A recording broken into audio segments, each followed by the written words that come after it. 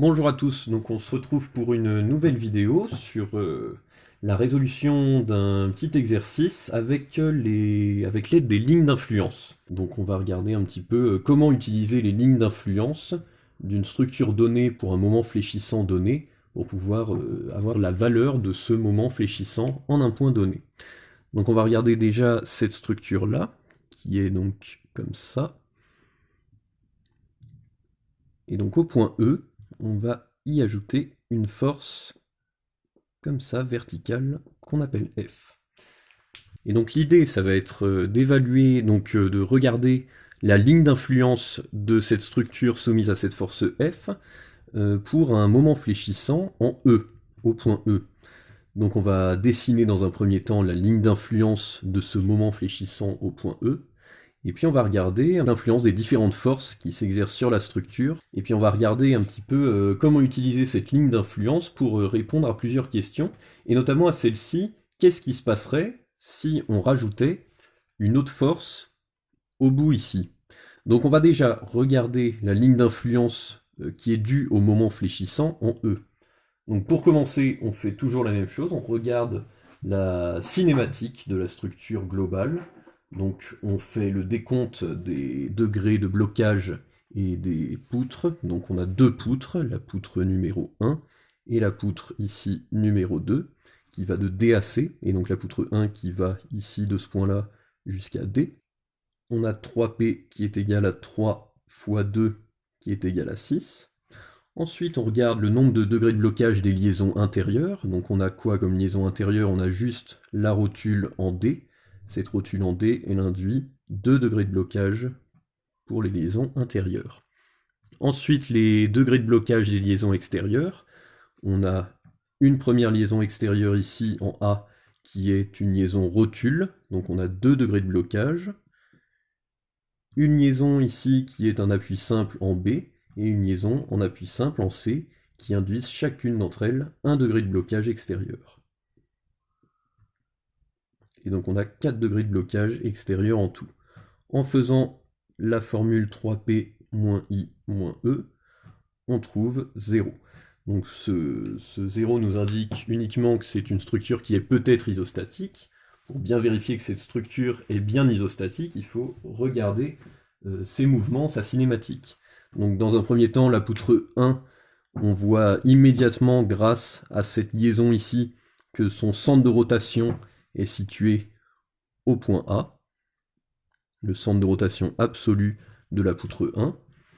Et en même temps, on a un appui simple en B qui nous dit que le centre de rotation de la poutre 1 doit être situé sur la droite ici, sur la droite verticale qui passe par le point B. Et donc, comme on ne peut pas en même temps avoir un centre de rotation C1 qui soit en même temps en ce point-là, et en même temps sur un point quelque part sur la droite, on sait que ce point n'existe pas. On sait que la poutre 1 est complètement fixe, vu que C1 n'existe pas. On regarde ensuite les mouvements donc, de la poutre 2, qui donc va rotationner autour de la poutre 1 qui est fixe. Donc on a le centre de rotation absolu de 2, puisque 1 ne bouge pas, et qu'on a le centre de rotation relatif entre 2 et 1, qui est ici au point de la liaison rotule, qui devient donc un centre de rotation absolu de la poutre 2. Ensuite, la liaison ici, appui simple, nous dit que le centre de rotation de la poutre 2 doit se situer sur cet axe qui est vertical ici. Donc exactement la même chose qu'avant, on a un centre de rotation de 2 qui doit être en même temps situé en ce point-là et en même temps situé en un point de l'axe. C'est impossible, on peut en déduire que ces deux n'existent pas. Donc on a démontré ainsi, sans même utiliser le théorème de Kennedy, hein, on a démontré en prenant les poutres les unes après les autres que C1 n'existe pas dans un premier temps, donc que la poutre 1 est complètement fixe par rapport au bâti, et ensuite que C2 n'existe pas non plus, et donc que 2 est complètement fixe lui aussi.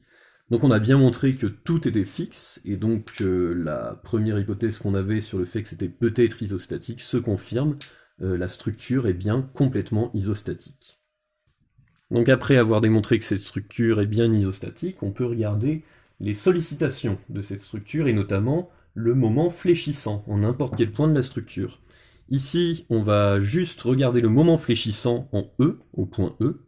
Donc pour faire ça, c'est toujours la même chose, on doit rajouter une liaison rotule, qui est une liaison rajoutée virtuellement, de manière virtuelle, pour pouvoir permettre à la structure de devenir un mécanisme de degré 1, et donc un mécanisme qui n'a qu'un seul mouvement possible pour pouvoir dessiner donc sa ligne d'influence. Alors, en remplaçant en E le point continu de la poutre par une liaison rotule, je peux créer mon mécanisme qui me permettra de dessiner la ligne d'influence du moment fléchissant en E. On peut dessiner une ligne d'influence pour n'importe quel moment fléchissant, à condition qu'on place la rotule là où on a envie de trouver la ligne d'influence correspondant au moment fléchissant qu'on a envie de calculer. Ici, on veut trouver la ligne d'influence du moment fléchissant en E, donc on rajoute une rotule en E, et on regarde la cinématique de cette nouvelle structure. Donc cette nouvelle structure, elle consiste à séparer la poutre 1 en deux poutres, un A et un B. La cinématique de ce mécanisme virtuel, ça va être la suivante. On va avoir le centre de rotation de 1A qui est directement situé ici, puisqu'on a une liaison rotule ici qui nous dit immédiatement que le centre de rotation de 1A est bien ici. On a ensuite le centre de rotation relatif entre 1A et 1B qui est sur la liaison rotule. Et ensuite, le centre de rotation absolu de 1B doit être situé quelque part sur la droite définie par la liaison appui simple ici, sur cette droite verticale.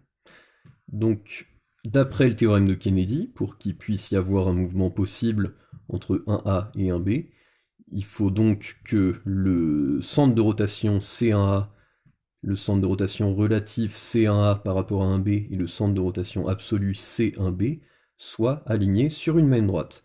C1A et C1A par rapport à 1B définissent déjà cette droite qui est horizontale. De plus, on sait que C1B est absolument situé sur cette droite, et donc il doit être situé sur l'intersection de ces deux droites pour qu'il puisse y avoir bien un alignement, et donc il doit être situé ici. Après, c'est la même chose, on a la rotule qui définit le centre de rotation relatif entre 1B et 2, et ensuite cette liaison appui simple qui nous dit que le centre de rotation absolu de 2 doit être situé quelque part sur cette droite, théorème de Kennedy pour cet ensemble de poutres, donc pour 1B et 2, C1B, C1B par rapport à 2 et C2 doivent être alignés, donc sur cette même droite qui est définie par ces deux points ici, et donc elle doit être en même temps sur cette droite, et sur cette droite, C2 est bien ici. Après, on dessine donc sur une droite horizontale le mouvement de cet ensemble de solides. On dessine d'abord les points qui n'ont aucun mouvement, donc on a C1A qu'on va pouvoir projeter ici. On a C1B qui n'a aucun mouvement vertical non plus. Et on a C2 qui n'a aucun mouvement vertical non plus. Tous les mouvements verticaux ici sont interdits par la liaison appui simple, même chose pour ici, et même chose pour cette liaison rotule qui interdit toutes les translations. À partir de là, on peut commencer à dessiner un mouvement virtuel, donc on va décider que on va commencer à effectuer un mouvement virtuel autour de C1A, donc par exemple en faisant une rotation de cette façon autour de C1A. Ensuite, la poutre 1B doit tourner autour de C1B, donc autour de C1B', donc elle doit être quelque part autour de ce point-là.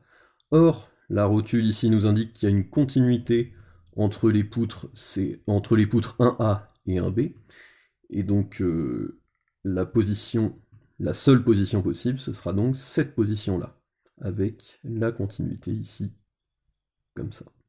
On a bien une continuité entre les deux poutres. Même raisonnement à ce niveau-là, on a bien une continuité entre 1B et 2, puisqu'on a une rotule. Et donc en ayant dessiné ce mouvement virtuel, en fait, si on considère que l'angle à ce niveau-là est égal à 1 radian, et bien on a gagné, on a dessiné la ligne d'influence qui correspond au moment fléchissant en E. Alors à quoi sert cette ligne d'influence? Finalement elle va nous servir à déterminer, en fonction des différents endroits où on va placer des forces sur notre structure, de déterminer leur influence sur le moment fléchissant en E. Si ici on regarde l'unique force F qui est appliquée sur l'ensemble de la structure, cette force F, elle va être au droit d'un certain déplacement ici qu'on voit ici sur la ligne d'influence.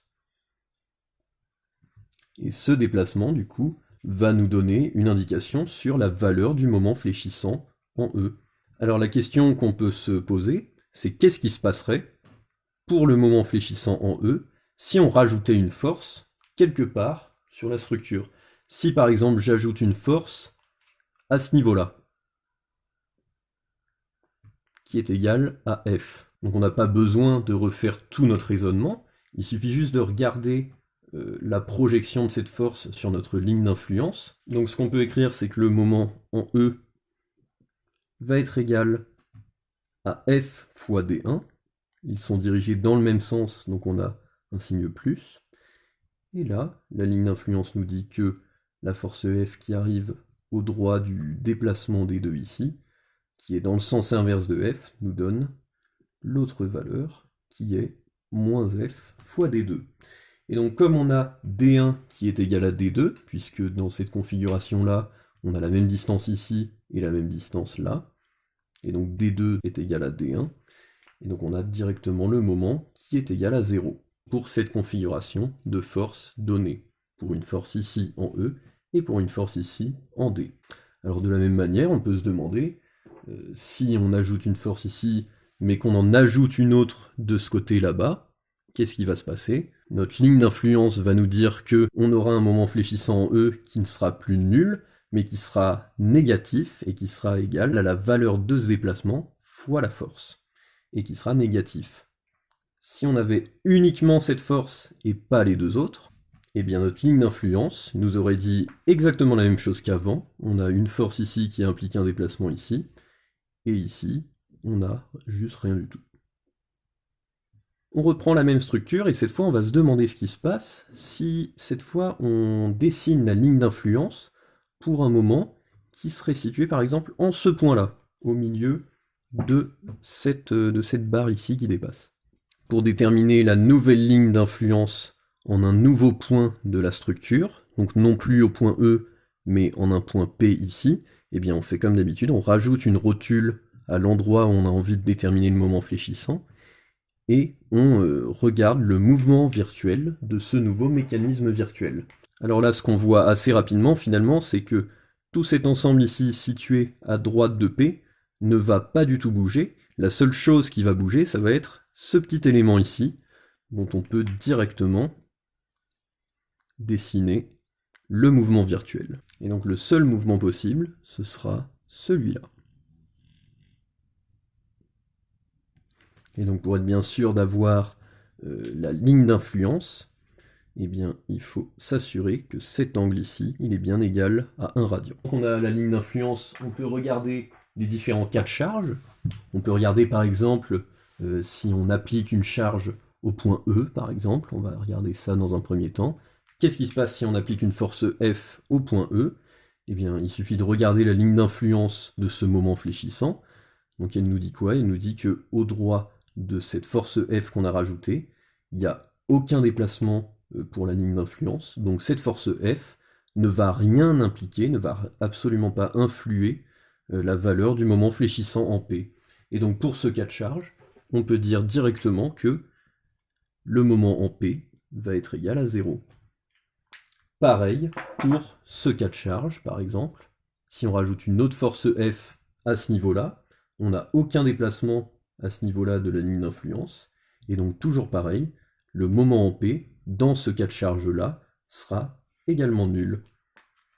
Alors qu'est-ce qui se passe maintenant si on ajoute une force F non plus n'importe où quelque part à droite de P, puisque si on rajoute une force F n'importe où à droite de P, ça va jamais changer ce résultat. Qu'est-ce qui se passe si on rajoute une force F ici? Cette fois-ci, on va avoir la ligne d'influence à ce niveau-là, qui s'est déplacée comme ça, de manière opposée à la force F qu'on a rajoutée. Donc ce petit déplacement, on va l'appeler D. Et donc ici, la valeur de MP, ce sera moins F fois D, puisque F et D sont orientés dans les sens inverses. Et on peut même calculer cette longueur D, qui est égale à 1 radian fois L sur 2, et donc on a directement la valeur du moment en P qui est due à ce cas de charge particulier, à cette force F, donc qui est égale à moins Fl sur 2.